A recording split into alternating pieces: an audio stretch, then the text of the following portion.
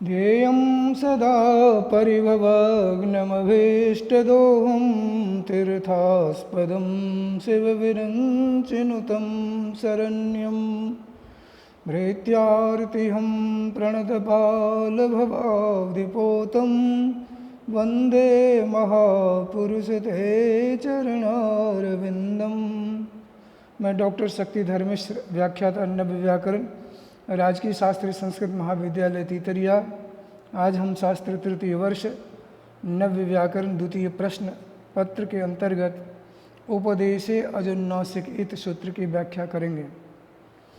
जैसा कि सिद्धांत कौमुदी में आपने पढ़ा है, उपदेशे अजुन्नासिकोजित संज्ञा स्यात्, अर्थात उपदेशावस्था में उन्नासिक अच की संज्ञा होती है। अब यहाँ पर प्रश्न यह आता है, जो उपदेश किसको कहते हैं? तो उपदेश आद्योच्चारणम। इसी को व्याख्या करते हुए आगे लिखा है उपदेश आद्योच्चारणम। और आद्योच्चारण किसको कहते हैं? तो ग्रंथकर्ता के द्वारा ग्रंथ विषयक प्रथम उच्चारण का नाम है आद्योच्चारण। इसी को हम कहते हैं अज्ञात स्वस्वरूप विषयकोच्चारणम आद्योच्चारणम।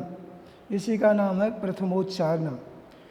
अब यहाँ पर मैं प्रौढ़मनोन्माकार लिखते हैं, अनेन सूत्रेण अनुनासिकः अनुनासिकस्य अचः इत्संज्ञा विधीयते। अनुनासिक अच की संज्ञा होती है।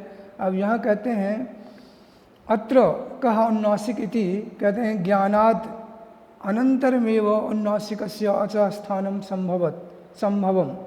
कहते हैं अनुनासिक का ज्ञान होने के बाद ही अनुनासिक अच का ज्ञान संभव है। तो इसीलिए अनुनासिक का ज्ञान के पश्चात तब पहले हमें अनुनासिक संज्ञा का विधान इस सूत्र में करना चाहिए। अतएव प्रौढ़मनोन्माकारेण उक्तम उपजीव्यत्वात्, क्योंकि अनुनासिक का ज्ञान नहीं होगा तो अनुनासिक अच का ज्ञान कैसे होगा? इसीलिए ये उपजीव्य हो गया। तो उपजीव्यत्वात् कहा अनुनासिक संज्ञा प्रथमम वक्तुम उचिता। तो अनुनासिक संज्ञा सर्वप्रथम कहना चाहिए। फिर भी कहते हैं तथापि नासिकानुगत इति योगाश्रयेनैव गतार्थत्वात्। कहते हैं योगाश्रयेनैव, क्योंकि अनुनासिक है तो अर्थ हो गया नासिकाम अनुगतः। तो इस प्रकार से कहते हैं ये गतार्थ हो ही जाएगा। तो इसीलिए इसको कहा, जो ये मंद प्रयोजन है इसको कहना आवश्यक नहीं है। इसीलिए कहा है अनुनासिकम अनुगतः इति व्युत्पत्ति स्यात् अनेनैव अनुनासिका मुखनासिका वचनोन्नासिकः इति सूत्रार्थगतम। ये सूत्रार्थ हो गया, सूत्रार्थगत हो जाएगा, इसीलिए इसकी आवश्यकता नहीं है। अतः अनुनासिक संज्ञा प्रथमम नोक्तम इति मंद प्रयोजनम। मंद प्रयोजनम से अभिप्राय है मंदेषु प्रयोजनम इति मंद प्रयोजनम। यहाँ पर बहुव्रीहि समास करते हैं। अब उसके बाद देखिए यहाँ कहते हैं उपदेशावस्था में अंतिम अच की, उपदेशावस्था में जो अनुनासिक अच उसकी इत संज्ञा होती है। तो ये अच के इत संज्ञा का विधान सूत्र है। यहाँ पर मैं जैसे इन्होंने कहा अनुनासिक अचित उपदेश अनुनासिक इति किम, तो कहते हैं देखिए जैसे लिखा है उपदेश इति किम अभ्र आ अपह। तो यहाँ पर कहते हैं अभ्र आ अपह, यहाँ जो आ है यहाँ पर मैं आंगो अनुनासिक छंदसी, इस सूत्र से अनुनासिक का विधान होता है। इसीलिए यहाँ पर मैं ये आ कहते हैं प्रथमोच्चारण नहीं है, ये द्वितीयोच्चारण हो गया, क्योंकि अनुनासिक का विधान किया गया है। इसीलिए प्रथमोच्चारणत्वाभावात्, यहाँ पर में प्रथम उच्चारण का अभाव है, इसीलिए कहते हैं यहाँ पर में अच का लोप नहीं होता है। अतएव सूत्रे उपदेश ग्रहणम कर्तव्यम। इसके बाद पुनः प्रौढ़मनोन्माकार लिखते हैं कि इस वाक्य में अनुनासिक का विधान, कहते हैं अत्र अनुनासिक विधान सामर्थ्यादेव नो इत संज्ञा इति सुवचम। कहते हैं यहाँ पर में हम ये भी कह सकते हैं अभ्र आ अपह, यहाँ पर में अनुनासिक का विधान हुआ है, इसीलिए लोप नहीं होगा। क्योंकि यदि आप लोप करते हैं तो यहाँ पर में अनुनासिक विधान हो जाएगा व्यर्थ, और व्यर्थम सद्ज्ञापयति अत्र लोपो नो। इस प्रकार से अनुनासिक विधान सामर्थ्य से ही इत संज्ञा का लोप इत संज्ञक अच का लोप नहीं होगा, इस प्रकार से हम कह सकते हैं। तो इतने मात्र से ही काम चल जाता, उपदेश की आवश्यकता नहीं है। फिर भी कहते हैं यहाँ पर में उत्तरार्थम अवश्यम कर्तव्यम उपदेश ग्रहणमिति स्पष्ट प्रतिपत्तये यही कृतम, क्योंकि आगे इसकी आवश्यकता होगी, इसीलिए उपदेश ग्रहण को यहाँ पर में ही इन्होंने स्पष्ट रूप से यहाँ पर में व्याख्या की है। अब यहाँ आता है प्रतिज्ञानुनासिक्या पाणिनीया। अब यहाँ पर मैं देखिए प्रतिज्ञानुनासिक्या पाणिनीया ये पंक्ति है। तो प्रतिज्ञायते इति प्रतिज्ञा। अब यहाँ पर कहते हैं प्रति उपसर्ग है और ज्ञा धातु है अवबोधने, और आतश्च उपसर्गे से सूत्र से कहते हैं इत्यनेनो कर्मण्यंग। कर्म में अंग प्रत्यय होता है, तो कर्म में अंग करेंगे तो अर्थ होता है प्रतिज्ञा अनुनासिक्यम ये शाम, ये विग्रह हो गया। तो यद्यपि कहते हैं, यद्यपि सूत्रकार कृतो अनुनासिक पाठ इदानीं परिभ्रष्टः तथापि वृत्तिकार व्यवहार बले नैव यथा कार्यम। जैसा कि कहने का अभिप्राय है कि पुस्तकों में देखेंगे अनुनासिक पाठ कहीं है कहीं नहीं है, तो किस प्रकार से हम वहाँ पर में व्यवहार करेंगे, तो कहते हैं वहाँ पर में प्रतिज्ञानुनासिक्या पाणिनीया। अभिप्राय ये है कि पाणिनीया का मतलब हो गया पाणिनीय शिष्या, पाणिनीय शिष्य को, पाणिनीय ग्रंथ को पढ़ने वाले छात्र को चाहिए कि अत्र इत संज्ञाम इत कार्यम इच्छन्ति तत्रैव प्रतिज्ञा, जहाँ पर में इत संज्ञा कार्य वांछित हो, इच्छित हो, वहीं पर में हम प्रतिज्ञा करेंगे। इस प्रकार से इस पंक्ति का अर्थ हो गया प्रतिज्ञानुनासिक्या पाणिनीया, अर्थात अनुनासिक के विषय में पाणिनीय छात्र को है न इत कार्यम इच्छन्ति, इस प्रकार से मानते हुए वहाँ पर में हम प्रतिज्ञा करेंगे। और वहाँ पर अनुनासिक मान करके, यद्यपि अनुनासिक का चिन्ह नहीं होने पर भी वहाँ पर में कहते हैं तथा विधम उच्चारणम इदानीन्तनानाम सुगतम इति। तो जिस प्रकार से कहते हैं शिष्य परंपरया शास्त्र कृताम तथा विधम उच्चारणम इदानीन्तनानाम सुगमिति। तो इस प्रकार से शिष्य परंपरा से शास्त्रों में जिस प्रकार का विधान किया गया है उसको ध्यान में रख करके हमें भी अनुनासिक के विषय में ज्ञान करना है, ये इसका अभिप्राय हो गया। अब आता है प्रत्याहार शब्द। प्रत्याहार शब्द की व्युत्पत्ति कैसे करेंगे, तो प्रत्याहरियन्ते संक्षिप्यन्ते वर्णा यत्र, यहाँ पर में बाहुल का अधिकरणे घय हुआ है। अधिकरण अर्थ में घय प्रत्यय किया गया है। तब प्रति उपसर्ग पूर्वकात अंग उपसर्ग पूर्वकात च ह्री धातो अधिकरणे घय, अधिकरण में घय करेंगे। इस प्रकार से फिर अचो नीति से वृद्धि, उरन रपरा से रप्रत्व और इको यनच से यन करके फिर स्वादिकार करेंगे, तब प्रत्याहार शब्द सिद्ध होता है। तो प्रत्याहार का अर्थ हो गया प्रत्याहरियन्ते संक्षिप्यन्ते वर्णा यत्र, जहाँ पर में वर्णों का संक्षेप होता है। जैसा कि पूर्व में मैंने कहा, जैसे आप कोई प्रत्याहार बनाते हैं, मान लीजिए आप अच प्रत्याहार बनाते हैं, तो अच में हम दो वर्णों का उच्चारण करते हैं अ और च, लेकिन दो वर्णों के उच्चारण से हमें कई वर्णों का ज्ञान हो जाता है। अ से लेकर के चकार घटित समुदाय का बोध, ऐ उनके आकार से लेकर चकार घटित जो वर्ण है, इन सभी का बोध हो जाता है। तो इस प्रकार से हमें पृथक रूप से अ से लेकर के च तक के वर्णों का उच्चारण नहीं करना पड़ता है। अच मात्र करने से, कहने से सबका बोध हो जाता है। इसी को कहा गया है संक्षेप। तो प्रत्याहार का अर्थ हो गया संक्षेप, और इस प्रकार से इसकी व्युत्पत्ति हो गई। अब आता है कति प्रत्याहारा, प्रत्याहार कितने होते हैं। तो यद्यपि देखेंगे प्रौढ़ मनोरमा में इसमें लिखा गया है प्रत्याहाराश्चैक चत्वारिंशदीति प्रांचः। प्रांचः का मतलब हो गया प्राचीन वैयाकरणों ने प्रत्याहारों की संख्या 41 बताई है।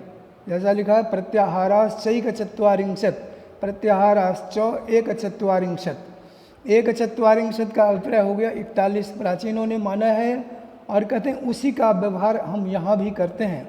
ये प्रत्याहार जो बनता है किस प्रकार से, तो कहते हैं चतुर्दश सूत्रस्थै हलभि इदभि कृता अष्टाध्याय्याम व्यवहृता इति। चतुर्दश सूत्रस्थै हलभि इदभि, माने इत संज्ञक हल के द्वारा चतुर्दश माहेश्वर सूत्रों से इत संज्ञक हल के द्वारा जो हम प्रत्याहार बनाते हैं, जिसका व्यवहार कहते हैं अष्टाध्यायी में किया गया है, तो ये इनकी संख्या 41 है। इसके अलावा भी देखेंगे कुछ प्रत्याहार और भी हैं, लेकिन इसका यहाँ पर में परिगणन नहीं किया गया है। कहते हैं कोई दोष नहीं है। तेनो सुप्तिंगादीनाम रौ प्रत्याहारस्य चयो द्वितीया शरीपोस्कर्षादेरिति वाच्यम इति वार्तिकस्थ चय प्रत्याहारस्य चाधिक्येप्यदोषः। कहते हैं इसीलिए इन्होंने कहा 41 प्रत्याहार है। उसके अलावा भी हम देखते हैं शुभ प्रत्याहार बनता है, जैसे सो जस मोट सूत्र से सु से लेकर के न्यो शुभ प्रत्याहार बनता है।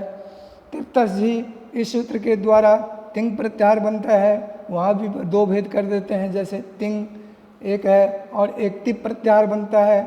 तिंग प्रत्याहार एक तंग प्रत्याहार। इसी प्रकार से रौ प्रत्याहार बनता है और चयो द्वितीया शरीपोस्कर्षादेरिति वाच्यम में चय प्रत्याहार का ग्रहण किया गया है। इस प्रकार से कहते हैं इति वार्तिकस्थ चय प्रत्याहारस्य चाधिक्येप्यदोषः। इन प्रत्याहारों के अधिक होने पर भी कोई दोष नहीं है, क्योंकि माहेश्वर सूत्रों के द्वारा इत संज्ञक हल के द्वारा जो प्रत्याहार बनते हैं उनकी संख्या 41 बताई गई है। इसके बाद देखेंगे अगला सूत्र आता है मुख नासिका वचनोन्नासिका। अब यहाँ पर में हम जब इसका विग्रह करते हैं, व्युत्पत्ति करते हैं, तो वृत्ति में देखेंगे जैसे लिखा है मुख सहित नासिक उच्चार्यमान वर्णो अनुनासिक संज्ञा स्यात्। ये इसका अर्थ है, इसका अभिप्राय हो गया मुख सहित नासिका से उच्चार्यमान वर्णों की अनुनासिक संज्ञा होती है। अनुनासिक वर्ण वो कहलाते हैं, वे कहलाते हैं जिन वर्णों का उच्चार मुख के साथ नासिका से हो, ऐसे वर्ण अनुनासिक होते हैं। जैसे आप पढ़ते हैं यौम नासिका च, तो ये जो वर्ण हैं ये अनुनासिक कहलाते हैं, क्योंकि इसका उच्चारण जैसे नो है, तो गो कवर का वर्ण हुआ, तो कवर का वर्ण होने के कारण अकुह विसर्जनीयानाम कंठः, कंठ भी हो गया, और पंचम होने के कारण अनुनासिक भी है, तो ये कंठ अनुनासिक हो गया। इसी प्रकार से विभिन्न वर्गों के जो अंतिम वर्ण हैं वे सभी वर्ण अनुनासिक कहलाते हैं, क्योंकि संबंधित वर्ग से संबंधित हो। जैसे इचु ईशा नाम तालु, तो तालु हो गया और साथ साथ अनुनासिक हो गया, तालु अनुनासिक। इस प्रकार से उस वर्ग से संबंधित जो मुख है उसका भी मुख से अभिप्राय यहाँ पर हो गया उच्चारण स्थान। तो इस प्रकार से कंठ तालु इत्यादि के साथ साथ नासिका का भी हमें वहाँ पर में सहयोग लेना पड़ता है, तो ऐसे वर्णों को हम अनुनासिक कहते हैं। अब यहाँ पर मैं तो ऐसे अनुनासिक वर्णों की क्या हो जाएगी, वर्णों को हम वर्णों की अनुनासिक संज्ञा होती है। अब यहाँ पर जैसे हम इसका विग्रह व्युत्पत्ति करते हैं, तो देखिए लिखा है मुख सहिता नासिका इति मुख नासिका, मुख सहिता नासिका इति मुख नासिका। यहाँ पर मैं सहित पद का एक वार्तिक आता है, साक पार्थिवादी नाम सिद्धये उत्तर पद लोपस्योप संख्यानम। इस वार्तिक से सहित पद का लोप हो जाता है, तो इस प्रकार से मुख नासिका शब्द बनता है। उसके बाद अनंतर वचन शब्द आता है, तो वचन को क्या करते हैं, तो उच्यते इति वचनः।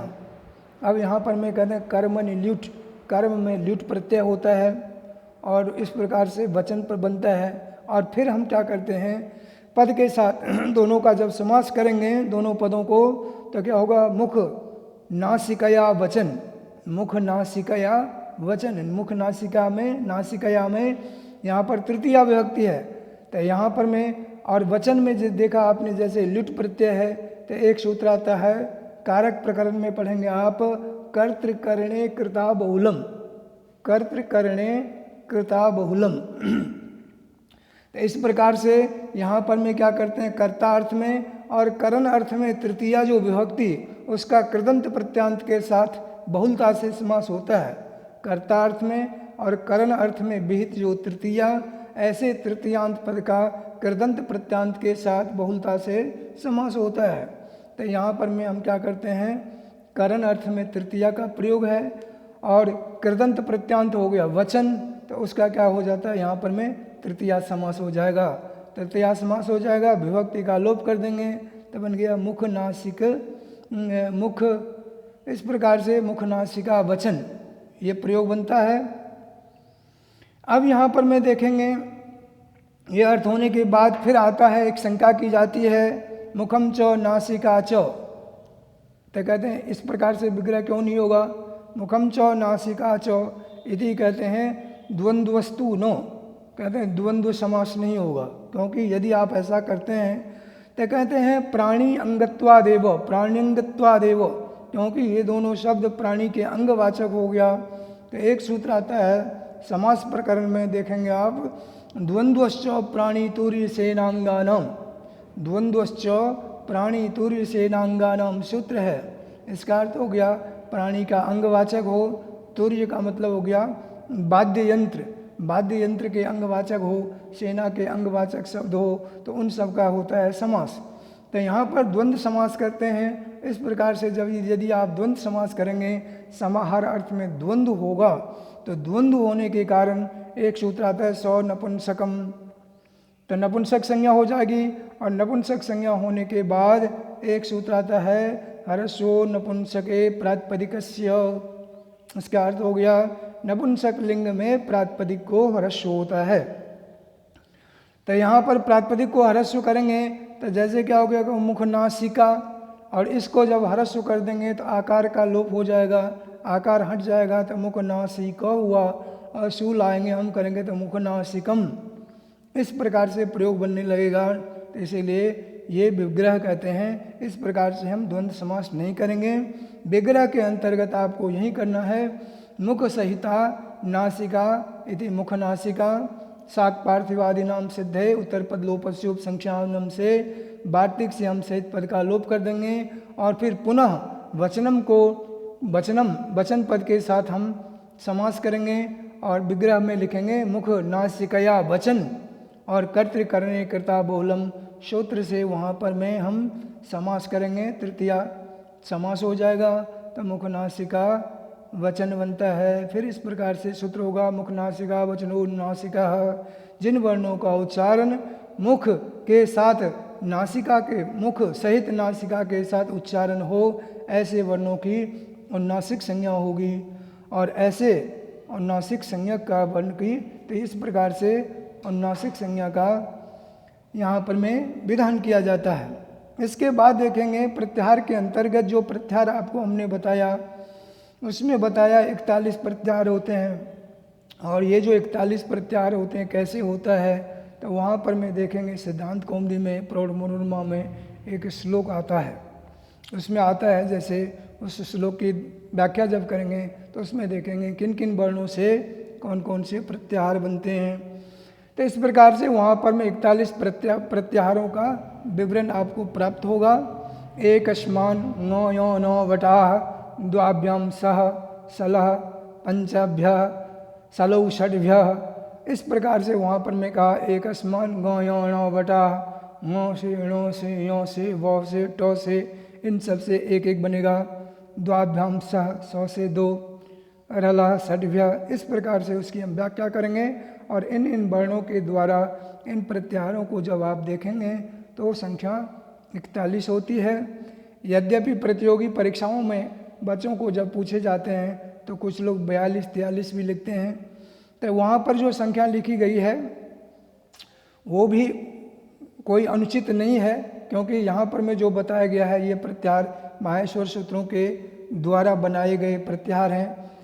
तो इसके अतिरिक्त भी कुछ जैसे बताया बहिर्भूत हैं, तो उसके रहने पर भी कोई दोष नहीं होता है। इस प्रकार से यहाँ पर में इन्होंने सूत्र की व्याख्या की। और मुखदे उपदेश अनुनासिक इत सूत्र से यहाँ पर में अनुनासिक अच की इत संज्ञा की जाती है। उपदेश के बारे में यद्यपि मैंने आपको इससे पहले एक अलग ही सूत्र में आपको व्याख्या करके स्पष्ट किया था। उपदेश किसको कहते हैं? उपदेश का आद्योच्चारण अर्थ हुआ, आद्योच्चारण से अभिप्राय हो गया ग्रंथकर्ता के द्वारा ग्रंथ विषयक प्रथम उच्चारण।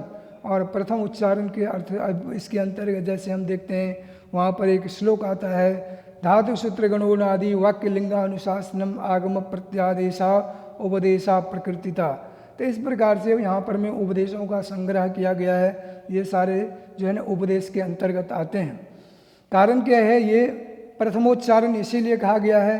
अब यहाँ पर एक शंका होती है, जैसे सिद्धांत कौमुदी में या अष्टाध्यायी में पाणिनि ने सर्वप्रथम वृद्धिरादेश सूत्र का उच्चारण किया, फिर उसके बाद मान लीजिए हलंत्यम आदिगुण अलग अलग सूत्रों का विधान किया गया, तो आप कहेंगे ये द्वितीय उच्चारण है, तृतीय उच्चारण है। ऐसा नहीं कह सकते हैं, क्योंकि तद विषयक प्रथम उच्चारण है।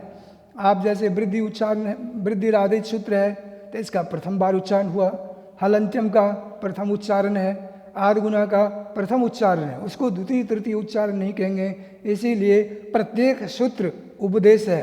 इसीलिए कहा ग्रंथ तद विषयक प्रथम उच्चारण, ग्रंथकर्ता के द्वारा ग्रंथ विषयक है ना प्रथम उच्चारण का नाम उपदेश है। और इस प्रकार से उपदेशावस्था में अनुनासिक अच की इत संज्ञा होती है। इस प्रकार से इसकी व्याख्या पूर्ण हुई। अस्तु तावत्।